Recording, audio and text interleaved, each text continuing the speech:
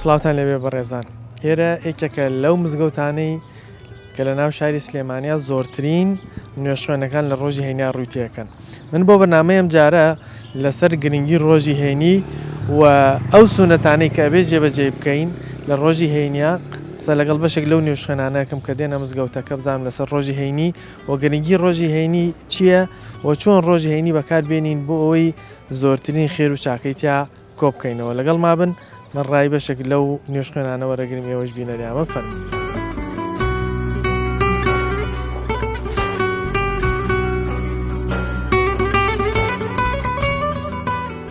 ڕۆژی هەینی چیە گەێنێ لای؟ ڕۆژی هەینی جێژنی مسلمانان، ڕۆژێکی مبارەکە، جوقما حەجی فەقیرە و جێژنی دەوڵەمەندە. هەینی جەژنی مسلمانانە. وەڵا ڕۆژێکی زۆر پیرۆز و مبارەکە.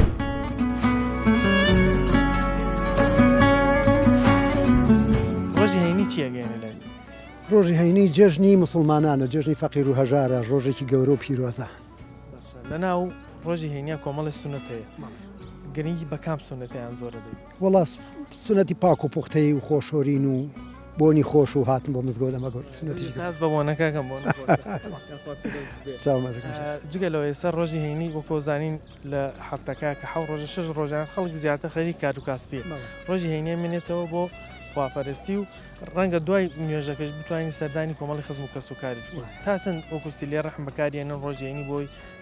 کەس و کارتان مەسەن؟ وەڵای ئەمە سونەتیش گەورەیە و زۆر شتێکی مەسەلەن هەیە، دایکی هەیە، باوکی هەیە، خزم و کەس و کاری هەیە. تەوانەمە گەورەترین خێر و گەورەترین سونەتی پێغەمبەری خوا صلی الله علیه و سلم مەگەر مەجال بێ ئینشاءالله. خۆتان ئەو یعنی سەردانی کەس و کارەکە یا زیاتر بۆ چوونە دەرەوەی کەس مناڵەکان بکەن؟ ناوەڵا بەعکسەوە سەردانی کەس و کار دایکم هەیە، خوشکم هەیە، براو کەس و کارم هەیە، ئینشاءالله سەردانیوانەکە ڕۆژی هەینی ئەوانیش کۆ بنەوە بەیەکەوە ئینشاءالله. ئارەوەڵا وەکو وتاری هەینی تا چەند کاریگەری هەیە لەسەر ژیانی ڕۆژانە؟ زۆر بەس هەموو مەلایە نا. ئێستا من لەو پەڕی دنیا و ماڵم لەو پەڕی دنیا هاتووم بۆ وتاری مامۆستا محەممەد فاق. ماڵتان لەکوێ؟ مزگەوتیش لە پەنامەوەیە و ناوی ئینەکە ئیمامەکە نابم کە چم خەومێ خواخوامی گوێ لێ نەگرم. ئێستا ینی وتارە خۆشەکانی ئەم تۆی ڕاکێشە حتمان ئەرەوە چی پەیامێک هەیە بۆ خەڵک بۆی کە لە ڕۆژی هەینی تایبەتکەن بە خواپەرست؟ وەڵڵاهی خەڵک ئەگەر بە قسەمان بکە ئێمە لە هەفتەیەکە 6 ڕۆژ 7 ڕۆژ ڕاکە نایگەنێ دەبا ڕۆژێکمان بۆ خوا بێ، بۆ قیامەت بێ، بۆ قەبرەکەمان بێ. لە هەفتەیەکە وەکو جەژنێک وایە بۆ ئێمە کاتێک ئەچین ئەو پێداویستەکانی ڕۆژی جومعە جێبەجێەکەین و چۆن ئەڵێ فەرزێکە کە جێبەجێیەکەی. وەکوتت وەکو جەژنی موسڵمان وایە لە هەفتەکە 7 ڕۆژە 6 ڕۆژی خەریکی زیاتر کاسبیە ئەو ڕۆژەیە مێنێتەوە. لەناو سونەتەکانی ڕۆژی هەینیا کامانەیان زیاتر جێبەجێ؟ ئاتەن خۆشتنە، زوو هاتن بۆ مزگەوتە، سیواکردنە، قورئان خوێندنە، سورەتی کە بەڵێ ئەتر ئەمان ناکرێت و گوێ لە وتارە گیرێت و نوێژەکرێت و چۆن ئەڵێ ڕیفرێشەویتەوە کە دەی بۆ نوێژی هەینی ئەو سونەتانە جێبەجێەکەی گوێ لە وتارەگری لەگەڵ موسڵمانان کۆ بیتەوە تا چەند لە ڕووی دەرونی و ئاسوودە بیبن؟ طبعا لە دەرونی و ئاسوودا بیت لەبەرەوەی لەگەڵ برا مسلمانەکان تا دەیت و کاتێک ئەڕۆیتەوانێ و ئێتر مامۆستاکە وتارەکانەیەت هەنێن ئامۆژگاری تایە بە پێ کاتەکان وتارەکە گوێ لێگریت. وتاری هەینی کاریگەری هەیە لەسەر ژیانی ڕۆژان؟ طبعا بە ئەکیدی ئەرەوەڵا. چ جۆرە وتارێک زیاتر حەز پێ؟ ئاتەن ئەو وتارانی کە پەیوەندی بە سیاسەتەوە نەبێ، پەیوەندی بە دینەوە هەبێ و پەیوەندی بە سەحابە بە ڕێزەکانەوە هەبێ و بە سونەت و پیاغەمبەری سەڵاو عەلەیهی وسەلەم. وەڵا ڕۆژی جوقما ئەوە لە هەفتەکە گەورەترین ڕۆژە لە هەفتەکە، ڕۆژێکی پیرۆز و مقدسە و جوقما حەجی فەقیرە و جێژنی دەوڵەمەندە. لەناو ڕۆژەکانی هەفتەیە وەکوت ڕۆژی هەینی تایبەتە لایە وەکو جەژن وایە. چەند سونەتێکی ئەو سونەتانە کامیان زیاتر جێبەجێ؟ وەڵا سونەتی تەحیات المەجید هەیە کە ئەچێ ژوورەوە دوورکات نوێژی سونەتەکە دوورکە نوێژی دەستنوێژ هەیە، دوورکە نوێژی سونەتی تەحیات المەجید دێژێ ئەمە هەدیە ئەمە دیاری مزگەوتە پێغەمبەری خوا فەرمووی صلی الله علیه وسلم. ئەنجا ئیتر ئەوەیش کە توانای بووە تا وەختی حەدیثەکە سونەت چەند سونەتێکەکە بۆ خۆی. یەکێ لە سونەتەکانەوەی زوو بێ جەنابی شتە بێن و زووە. بەڵێ قوربان پێغەمبەری خوا فەرموویەتی ئەوەی زوو بێ سەفی ئەوەل ئەوە خێری زیاتر لە هەمویان. جگە لەوەیش یەکێ لە سونەتەکانەوەی جلی جوان لەبەرکە جەنابی شتە من و قاتێکی شاڵی جوانە لە تەبعەنەوە بۆنی خۆش جلی جوان ئەوە سونەتە. یاخوای وەش ئامادەێژ بن سەرکەوتوو بن. وتاری هەینی وتاری مامۆسا تا چەند کاریگەری هەیە لەسەر ژیانی ڕۆژان؟ والله من وەکو شخصی خۆم ئەم پیاوە کە دێم بۆ مزگەوتە من ماڵم لە مەجیبەکە حەدیسەکەی بەتام و بە چێژە و استفادەی لێوە کەم و لێوەرەگرمانیان 7.5 تا 8 قتابی هەیە لە ڕادوێ دۆش گوێ لێگری بۆ نوێژەکەژی والله ئاڕاستسوودی لەکەم هەموو حەدیسەکانی کە گوێ لێگرم هەموم لەبەرە هەمووی چی هەفتە بە هەفتە توانم سوود و چێژم لێگرت ڕۆژانەی خۆ ئیسفادی ئەرە والله هەموو حەدیسەکانی هەموو فەرمودەکانی چکە حەدیسی ئەم پیاوە هەموو فەرمودەی پێغەمبەر و هەمووی لەسەر حەدیسی سەحیحی پێغەمبەر صلی الله علیه وسلم. کاک حاجی ڕۆژی هەینی کۆزانین لە هەفتەکە 6 ڕۆژ زیاتر خەڵک خەریک کار و کاسبی ڕۆژێک شێمێنێت و کە ڕۆژی هەینیە جگە لەوەی کە دەین بۆ وتار و کۆبینەوە ئەو سونەتانە جێبەجێەکەین ئەکرێ سەردانی کەس و کاریش بکەین سیلێ ڕەحم جێبەجێ بکەین تا چەندەوە ئەمە بەکارێنن ئێمە لەخوا بەزیابێ سپاس بۆ خوای گەورە من لە تەمەنەوە لە تەمەنی 7 ساڵیمەوە گەر خوای گەورە نەبێ بەڕیایی باسی بکەم ئەهلی نوێژ و ئەهلی مزگەوتین لە باو باپیری خۆمانەوە هاتووینە خوارەوە شکۆر ئەهلی تەقوا بووی ئەنجا تەبعەن ئەوە هەموو فەرمودەکانی پێغەمبەری خوا سەردانی خوشک برا پێغەمبەری خوا فەرموویەتی ئەگەر باوکتان مرد بچین سەردانی مامتان کەن ئەگەر مامتان نەبوو سەرداری دۆستەکانی بکەن هەمە هەمووی شتێکی مقدس و پیرۆز و تەواو ئێوەش ئەمە درێژکە سەرکەوتوو بوون بۆ ئەم بەرنامەتە.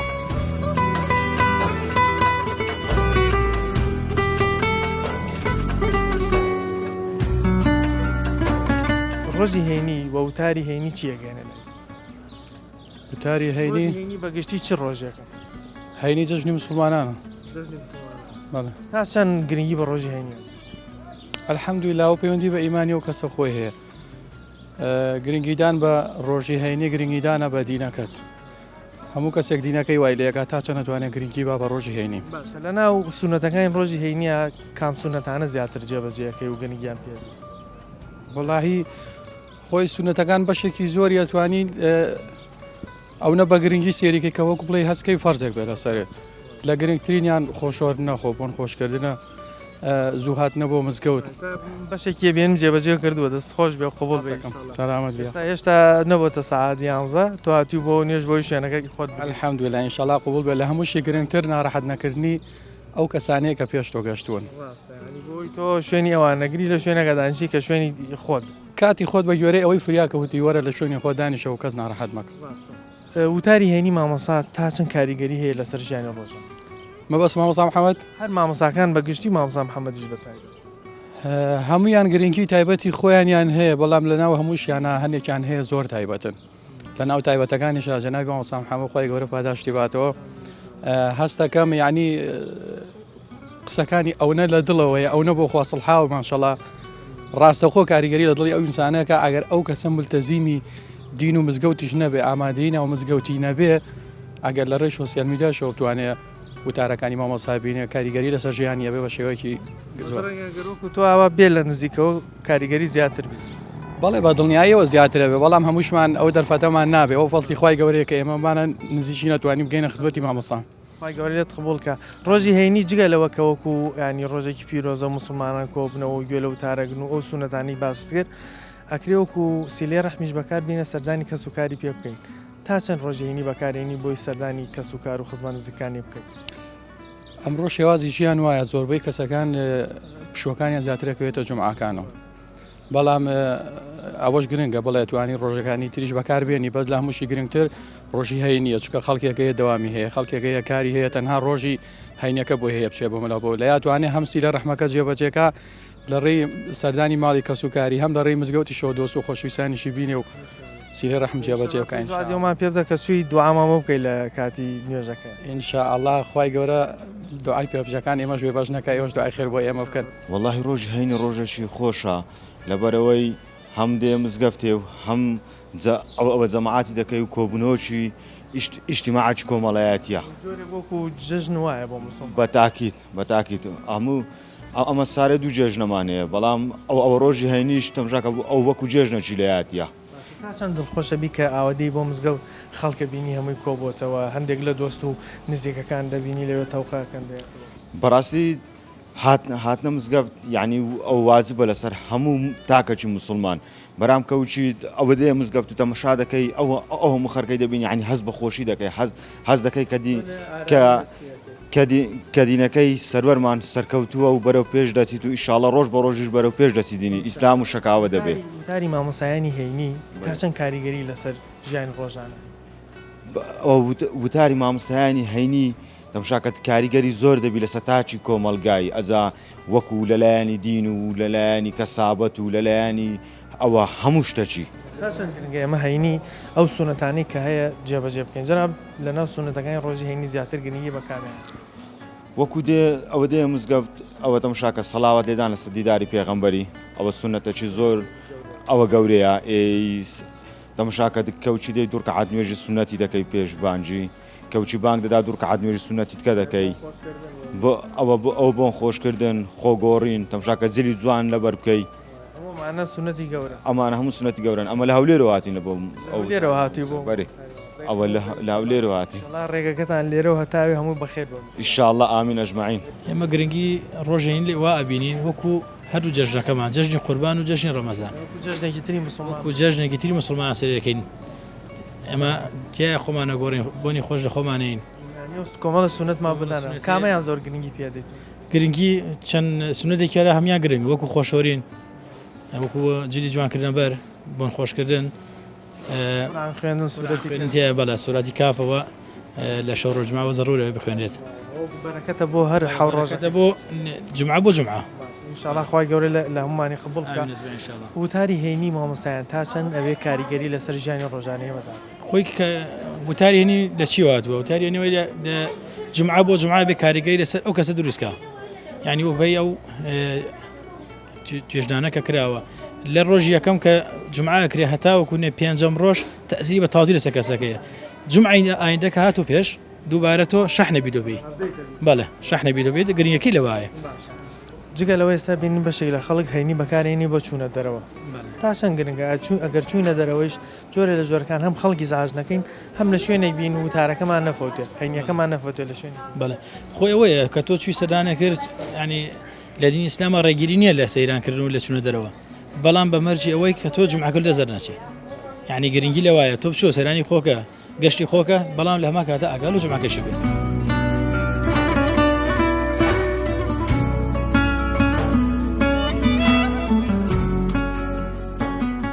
ڕۆژی هەینی چیەگەێنێ لای ڕۆژی هەینی جەژنی مسلمانان ڕۆژێکی مبارەکە ژوقما حەجی فەقیرە و جەژنی دەوڵەمەندە هەینی جەژنی مسلمانانە ڕەڵا ڕۆژێکی زۆر زۆر پیرۆز و مبارەکە.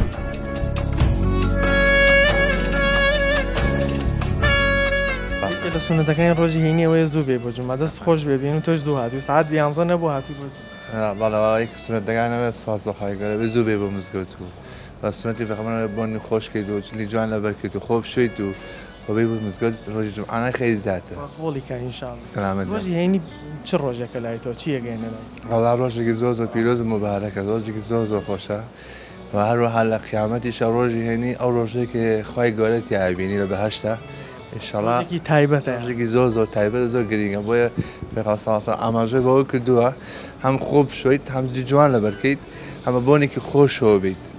جۆرێک وەکو جەژن ئەبێ گرنگی جەژنی مسلمانە طبعا جەژنی مسلمانە جمعانان جەژنی مسلمانە. ئێمە زین لە ئێستا ژیان وای لێ هاتووە 6 ڕۆژ خەریکی کار و کاسبین خەڵک بەگشتی بەس ڕۆژی هەینی ئەمێنێتەوە تا شەر گرنگەی هەینی تایبەتکەین بەوەی کە عیبادەتی زۆر تیا والله تاکو بەڕای من لە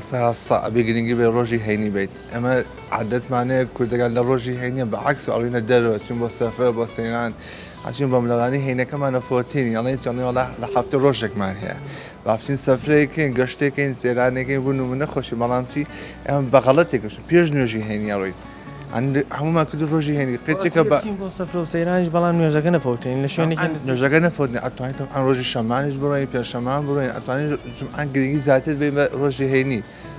باشە وتاری مامۆسایانی ما بڵین لە ڕۆژی هەینیە تا چەند کاریگەری لەسەر خەڵک دروستە وەڵام مامۆستا تا مامۆستای وایە حەد نازانێت چۆن وتاریشە چۆن قسەیشەکە کەس لێ تێ ناگە بەس هەنێ مامۆستا گومە حەمەدی مەلامە فایق و عەبدولەتیف وتارەکەیان زۆر خۆشە گرنگیە لە ژیانی هەموو کەسەکە هەنێ کەسێ بوون و نوێژیش ناکە هەنێ ئافرەتی حیجابیش ناکە بەڵام هەر گوێ لە وتارەکانی وەگە گوێ لە وتارەکانی یەکرێ وەڵی ئەوەی سەردانی بکە زۆر خێرە خواستن ڕۆژی جمعیش سەردان قەوم و عاشقت بکە ڕەحمیاتێک جایە و خێریشە و ئەجرە وەختی خۆی پێغەمبەر صلی الله علیه و سلم دایم سەردانی کردووە و خاستن ڕۆژی جمعە هەموو جمعەیە زوو یەم بۆی شوێنێکی باشم دەستکەیە سعات 11 نەبوو ئێستا هاتی ئارەوەڵا خۆی هەتا سونەت بۆم کرێ هەتا بۆم کرێ زوویە ئەرەوەڵا خۆشە ڕێزەکانی پێشەوە شوێنە دەستەکەوێت ئیشەڵا بەتەمام ڕۆژێکی تایبەت وەکو وترێ ڕۆژی هەینی بۆ مسلمان وەکو جەژن وایە تا چەند گرنگی بە ڕۆژی هەینیە دەی ینی بە سونەتەکان کە لە ڕۆژی هەینیا بەجێ بەجێ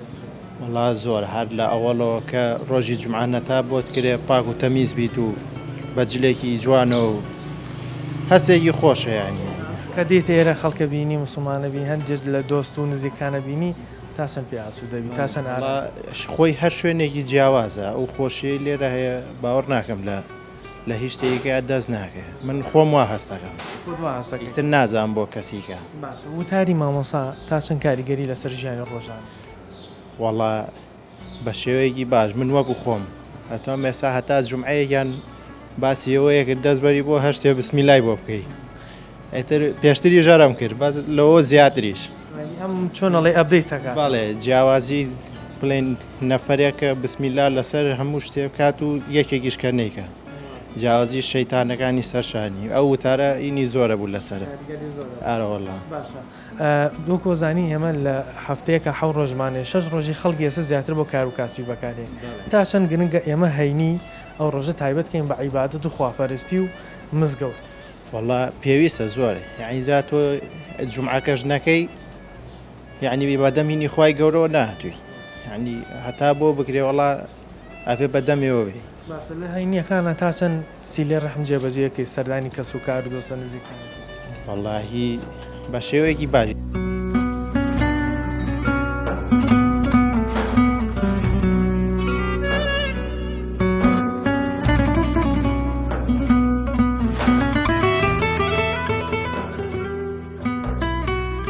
ڕۆژی هەینی تا چەند گرنگە بەلاتەوە تا چەند گرنگی بە ڕۆژی هەینی خۆی ئێمەی مسلمان ئەگەر دیقەت بین هەموو ڕۆژێکمان هەیە بۆ ئیشکردن بۆ هەموو شتێ بۆ کار بۆ بار بۆ مشتێ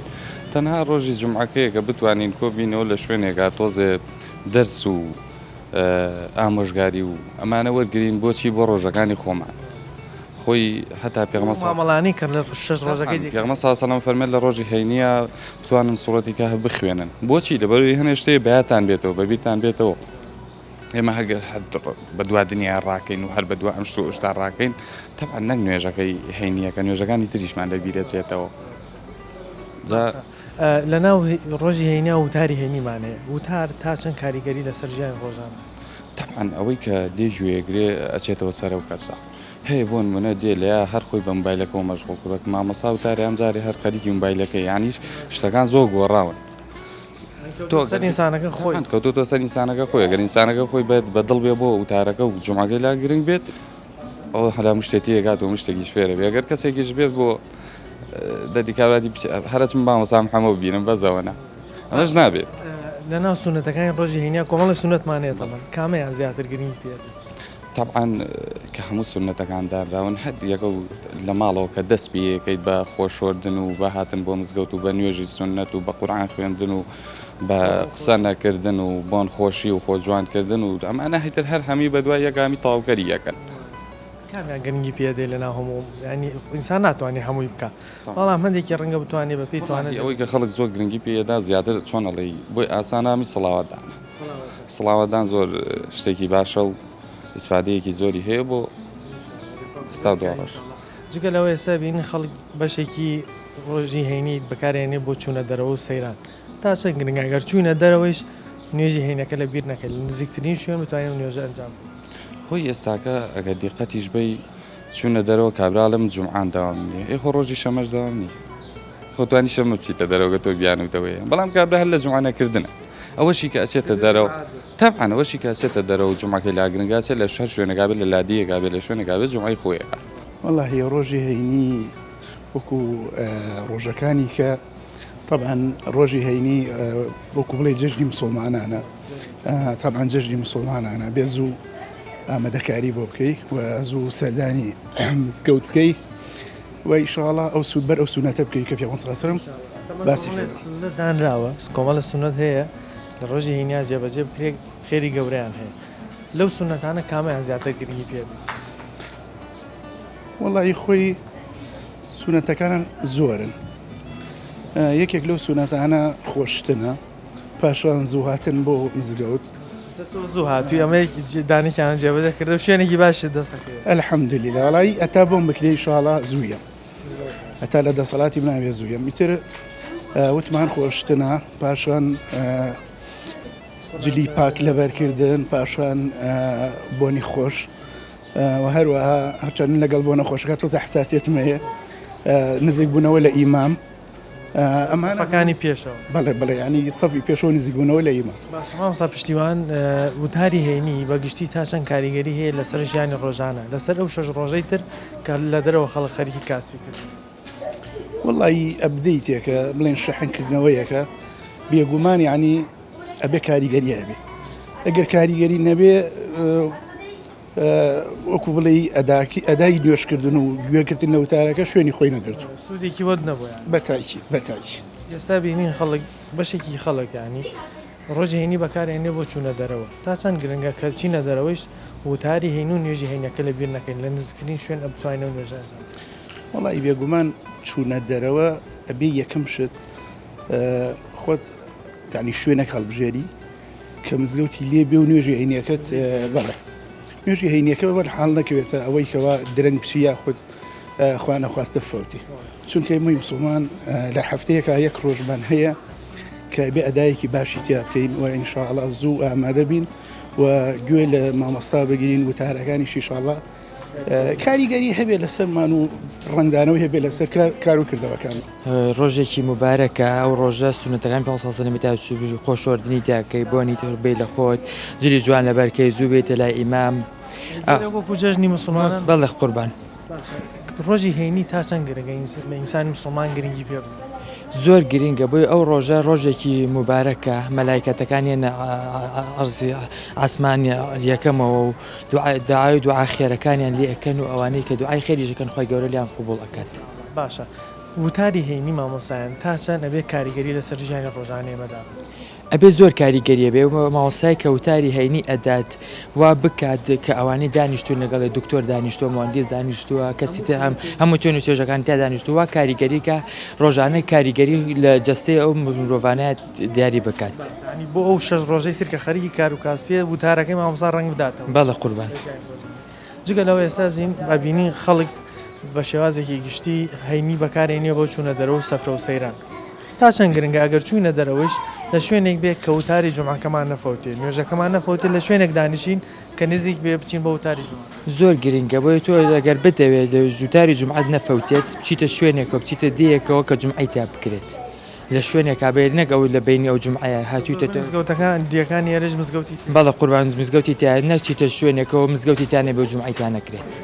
تۆ گۆڵێن لە هەفتەکە یەک ڕۆژی بۆ جومعەیە شەشی بۆ تۆیە باو ڕۆژش نەکەوت تەواو قوربانە و 6 ڕۆژە تۆ بەکاری خۆت کرد باو ڕۆژەش چیتە دەرەوە جومعەی خۆت بکەی بەس مەچۆ شوێنەکە کە جومعەی تا نەکرێت ساجگەلەوە تا چەند گرنگە هەینی بەکار بێنین بۆی سیلەی ڕەحم جێبەجێ بکەین سەردانی کە سوکار و کەسە نزیکانمان زۆر گرنگە بۆی ئەو ڕۆژە ڕۆژێکی مبارەکە دوعای تاگیرە مەلایکەکانی لە ئەرزی ئاسمانی یەکەم دوعای تا قوبوڵە ئەوانە سوپاس پێویستە سیلەی ڕەحمی تا زیاتر جێبەجێ بکەین لە ڕۆژەکانی تردا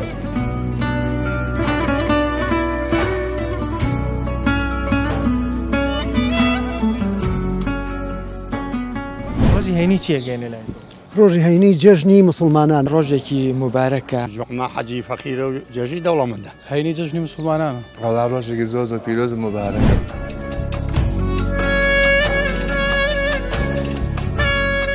ڕۆژی هەینی ئەو ڕۆژە تایبەتەیە کە خوای گەورە حەزرەتی ئادەمی دروست کرد و ئەو ڕۆژەیە کە زەوی و ئاسمانەکانی دروست کرد و کۆمەڵێ شتی تایبەت کە لە ڕۆژی هەینیا ڕوویداوەیەکێک لەوانە قبڵبوونی دوعاکانی یاعقوب عەلەیهی سەلامە و فەرمانی خوای گەورەیە بەوەی کە ئاگرەکە پێغەمبەر ئیبراهیم نەسووتێنێت بە فێنکی حەزرەتی ئیبراهیم بێڵێتەوە ئەمانە تایبەتمەندی ڕۆژی هەینی دەرەخن وەکو وەزانین لە ئاینی پیرۆزی ئیسلامشا و گرنگی تایبەتی هەیە کە ڕۆژی کۆبوونەوە ڕۆژی وەکو جەژن وایە کۆمەڵی سنەتیش هەیە کە گەر جێبەجێ بکەین خێری گەورەمان دەستەکەوەیەکی لەوانە خۆشتن جلوبەرگی جوان لەبەرکردن خۆ بۆ خۆشکردن سڵاوادانی زۆر لەسەر پێغەمبەری خوا عەلەیهی سەلام و هەروەها ئەگەر بتوانین لە دوای نوێژیش سیلی ڕەحم جێبەجێ بکەین سەردانی کەس و کارمان بکەین ئەوانە بێتە هۆیەوەی کە ڕۆژێکی پڕ لە عیبادەت و ڕۆژێکی تایبەت بێ ئەوە بێ کە پێغەمبەر صلی الله علیه و سلم داوا لە ئێمە کە هیوادارین خوای گەورە دوعا و نوێژ و پرستەکانمان لە ڕۆژی هەینی لێ قبوڵکە بەنامەی ئەم جارەمان پێشکەشکردن تا بەرنامەیەکی تر بەخوای گەورەتان ئەسپێرم خواتان